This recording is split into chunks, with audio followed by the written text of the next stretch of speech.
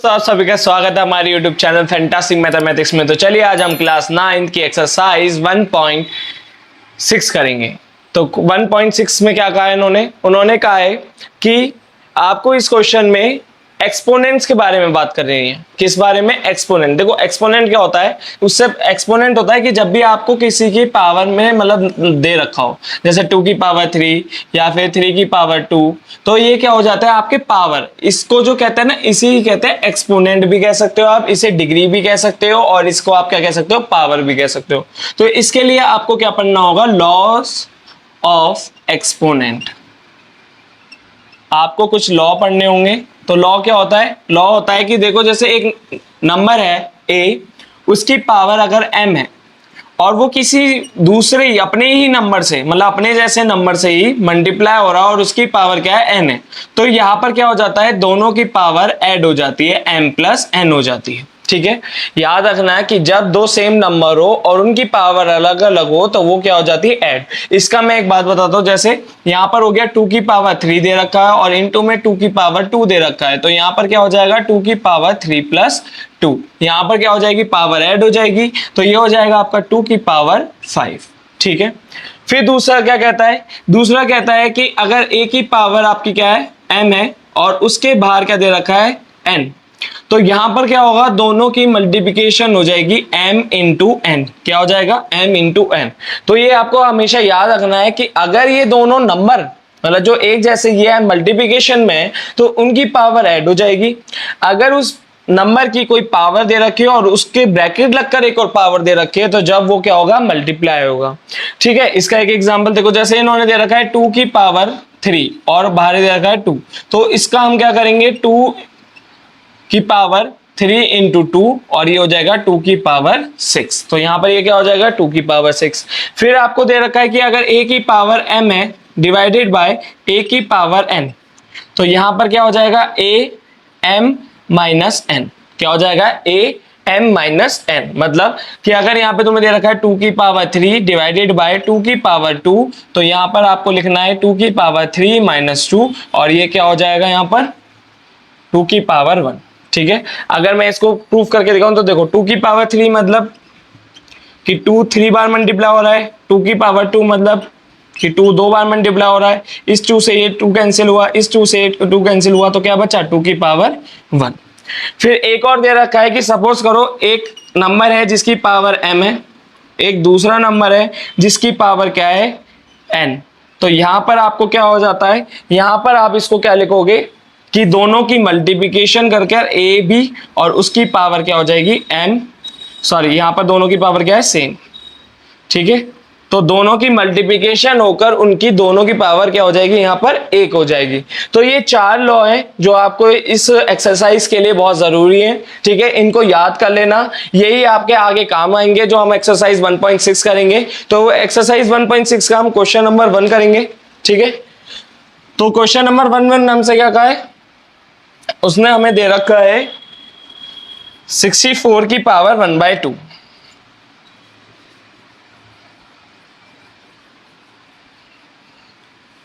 तो देखो इन्होंने कहा है फाइंड, फर्स्ट वाला पार्ट इसका दे रखा है क्वेश्चन फर्स्ट का, 64 की पावर 1/2। अब इसका आंसर कैसे निकलेगा? ठीक है, 64 की पावर 1/2। देखो क्या करना है, 64 को आपको फैक्टर्स में लिखना है। फैक्टर्स मतलब कि इसको क्या करने हैं? 64 का आपको फैक्टर्स निकालना है। तो ये हो जाएगा 2 3 जा, 2 2 जा, फिर 2 1 जा, 2 6 जा।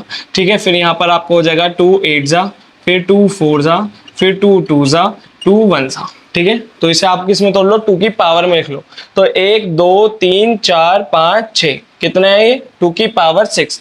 तो मैं यहाँ पे लिख सकता हूँ 2 की पावर 6। फिर बाहर क्या दे रखा है? 1/2।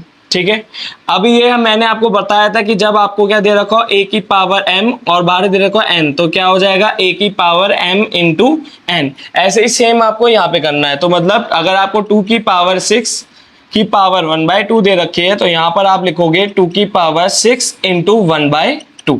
ठीक है, तो यहाँ पर आपको क्या हो जाएगा? ये इससे ये काटो ठीक है, तो 2 3 जा 6 होता है, तो यहाँ पर आ जाएगा 2 की पावर 3, जिसका आंसर क्या है 8। तो आपने 64 की पावर 1/2 को किस में खोल लिया, 8 में।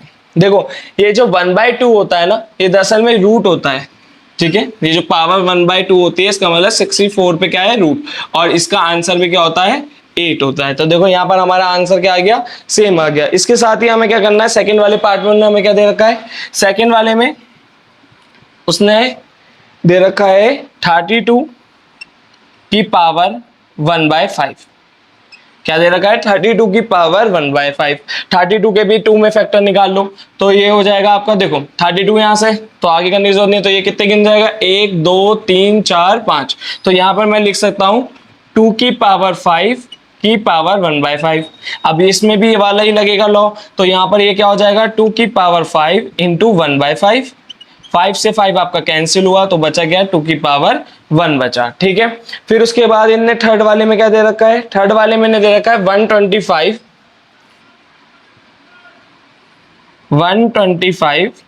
की पावर 1/3। 125 की पावर 1/3। तो यहाँ पर हम क्या करेंगे, 125 के फैक्टर करेंगे, तो ये किससे कट रहा है आपका, ये कट रहा है 5 से, तो 5 2 जा 10, 5 5 जा, फिर 5 5 जा, फिर 5 1 जा, तो ये क्या आ गया 5 की पावर 3। तो मैं इसे कैसे लिख सकता हूँ, 5 की पावर 3 उसकी पावर 1/3। तो यहाँ पर हमारा क्या हो जाएगा, 5 3 इंटू 1/3, 3 से 3 कैंसिल हुआ, तो आंसर क्या आया, 5 की पावर 1 आया, ठीक है। तो यहाँ पर इसके साथ हमारे क्वेश्चन नंबर 1 तो सॉल्व हो गया। अब हम क्या करेंगे, क्वेश्चन नंबर 2 को सॉल्व करेंगे, ठीक है। तो क्वेश्चन नंबर 2,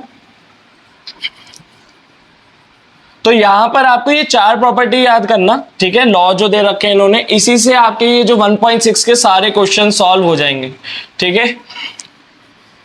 और एग्जाम में ये आता है, तो आप इसकी खूब प्रैक्टिस करना है। बस इसको पावर में, जब आपको बड़ा नंबर दे रखा होता है तो उसकी स्मॉलेस्ट पावर में, मतलब उसके फैक्टर करो और देखो कि वो किसकी पावर में लिखा जा सकता है।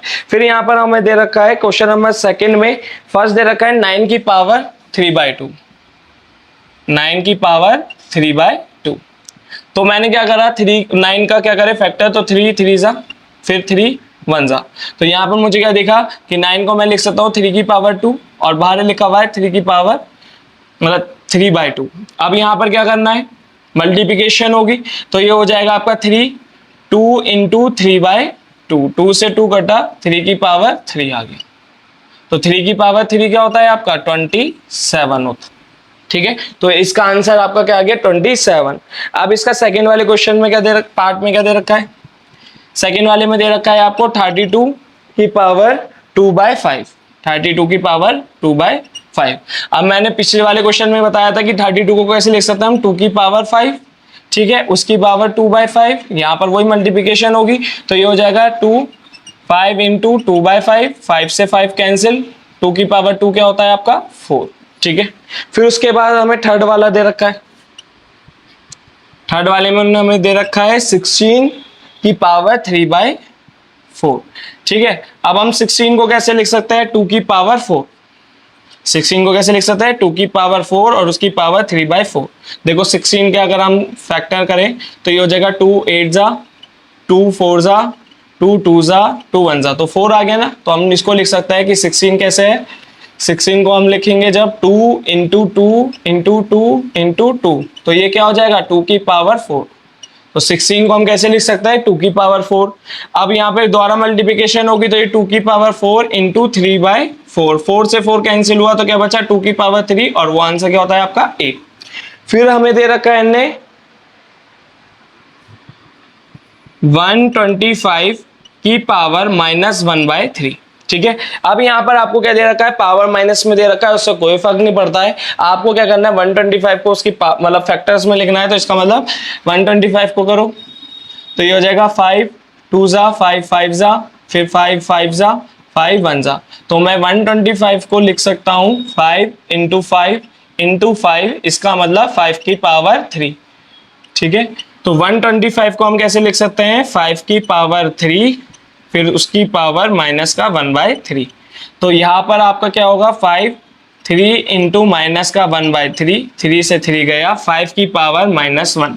अब देखो जब भी आपकी पावर माइनस में होती है तो वो क्या चला जाता है, अपॉन में चला जाता है। ठीक है, ये हमेशा बात याद रखना कि जिसकी नंबर की जितनी पावर है, जैसे अगर यहाँ पे -1 की जगह पे क्या होता -2, तो 1 के अपॉन में आप क्या लिख दोगे 5 की पावर 2।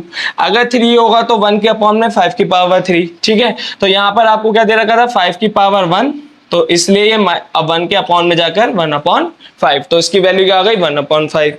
तो यहाँ पर हमारा क्वेश्चन नंबर सेकंड भी सॉल्व हो गया। ठीक है, अब हम क्या करेंगे, क्वेश्चन नंबर थर्ड को सॉल्व करेंगे। ठीक है,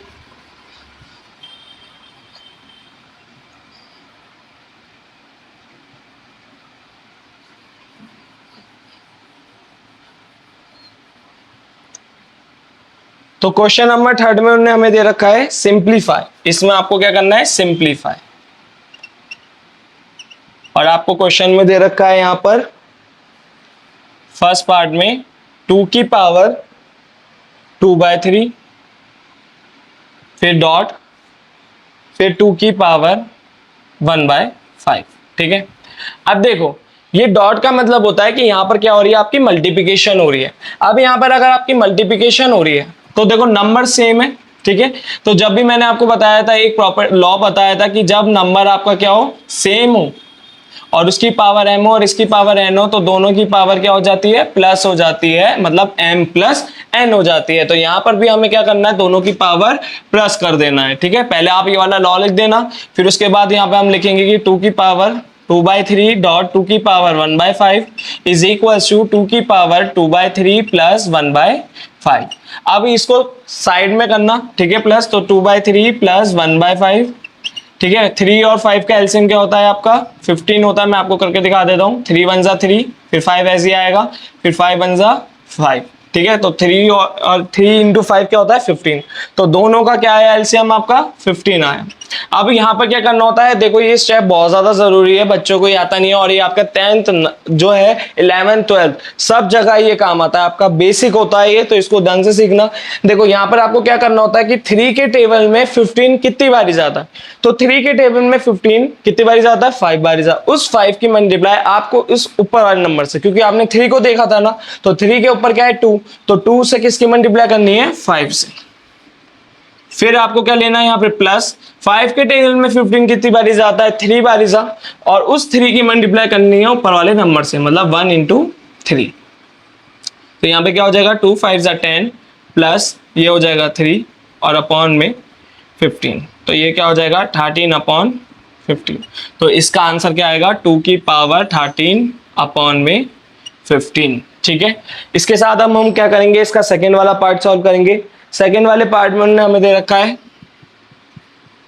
1/3 की पावर 3 और उसकी पावर आपकी क्या दे रखी है 7। ठीक है, 1/3 की पावर 3 और ऊपर 7। तो यहां पर क्या करना है, देखो जब मैंने आपको बताया था कि किसी भी नंबर की पावर अगर नेगेटिव में, ठीक है, नेगेटिव n ले लो आप यहाँ पर, ठीक है, तो वो क्या आ जाएगा 1/an। और अगर आपको दे रखा है कि 1/an, तो वो किस में आ जाएगा नेगेटिव में, तो यहां पर भी आप इसको क्या करो नेगेटिव में लिख लो, मतलब 3 की पावर -3 और ऊपर आ जाएगा 7। ठीक है, इन दोनों की मल्टीप्लिकेशन होगी तो यहां पर क्या आ जाएगा 3 की पावर 3 7 जा 21, तो माइनस का 21। ठीक है, अब इसको चाहे आप दोबारा अपॉन में लिख लो, ठीक है, फर्क या फिर आप यहीं पे छोड़ दो। फिर इसके बाद थर्ड वाले में आपको क्या दे रखा है 11 की पावर 1/2, 11 की पावर 1/2 और दे रखा है 11 की पावर 1/4। तो मैंने आपको एक और लॉ बताया था कि जब आपको दे रखा हो a की पावर m और a की पावर n, तो वो क्या हो जाता है a की पावर m माइनस n। तो यहां पर भी क्या होगा 11 1/2 माइनस 1/4। तो यहां पर आप उसको सब्ट्रैक्ट करो तो 1/2 माइनस 1/4, 2 और 4 का एलसीएम क्या आएगा 4। 2 के टेल में 4 कितनी बार जाता है 2 बार जाता, तो ऊपर आ जाएगा 2। फिर 4 के टेल में 4 कितनी बार जाता है 1 बार जाता, तो यहाँ पे 1, तो ये क्या हो जाएगा 1/4। ठीक है, 2 माइनस 1 1 और अपॉन में 4, तो इसका आंसर क्या आया आपका 11 की पावर 1/4। ठीक है, यहाँ पर ये आया आपका, ठीक है, 1/2 और माइनस 1/4, आंसर में आपका क्या आया 1/4। ठीक है, फिर उसके बाद यहाँ पर आपको क्या करना है, आपका फोर्थ वाले में इन्होंने हमें दे रखा है 7 की पावर 1/2 इंटू 8 की पावर 1/2। तो यहां पर मैंने आपको एक और लॉ बता रखा है कि अगर एक दे रखा हो a की पावर m इंटू बी की पावर m, तो वो क्या हो जाता है a इंटू बी की पावर m। तो यहां पर भी आपको दोनों की मल्टीप्लाई करनी है, तो 7 8 से क्या हो जाता है आपका 56 की पावर 1/2। तो आप इसको यहां पर भी लिखकर छोड़ सकते हैं। तो हमारे इसके सारे क्वेश्चन क्या हो जाता है, सॉल्व हो जाते हैं। तो होप आपको हमारी वीडियो समझ आई होगी। अगर आपको हमारी वीडियो समझ आए तो प्लीज हमारी वीडियो को लाइक करें, हमारे चैनल को सब्सक्राइब करें और अपने दोस्तों को जरूर शेयर करें। और अगर आपको कोई डाउट हो तो प्लीज कमेंट करके बताएं, ताकि हम आपको जल्द से जल्द उसका आंसर दे सकें। Thanks for watching.